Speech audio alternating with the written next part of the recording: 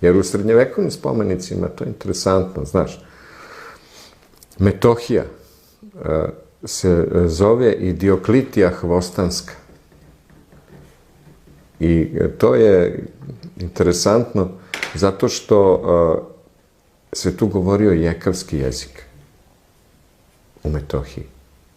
Ne jekavica, nego jekavica. Pa jekavica, da. I sad gledaj, Dioklitija je ono iza Rugovske klisure, klasična danas Crna Gora. Međutim, ona je u srednjem veku bila i veća. Obuhvatala i Metohiju. I nije bez veze što je u Balkanskim ratovima tekovina oslobođenja od Turaka i Metohija, koja je pripala Crnoj Gori. Razumeš? A danas to niko od crnogorskih političara ne pominje.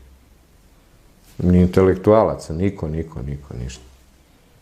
Ali pazi, to je njihova tekovina. Oni su to uneli u Jugoslaviju, odnosno u državu, onu koja se promenila x imena, ali zvala se u jednom trenutku država Srba, Hrvata i Slovenaca.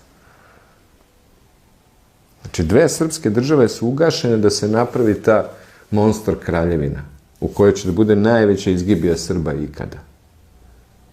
I niko od tih Crnogoraca danas, belih, plavih, žutih, zelenih, ima ih raznih vrsta, niko ne pominje Metohiju.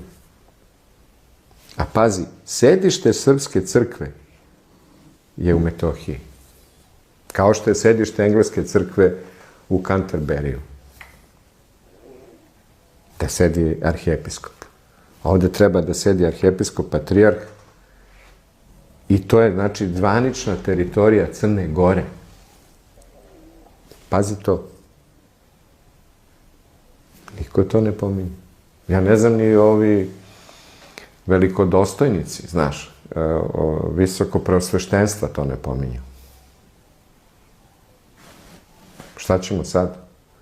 Jer kao uvek se predstavlja tako da je Kosovo i Metohija da su oteti od Srbije. Ali u stvari, kako to izgleda? Metohija je oteta od Crne Gore, a Kosovo je oteto od Srbije. To ti je prava istorijska istina ako hoćeš. Ako hoćeš da čuješ.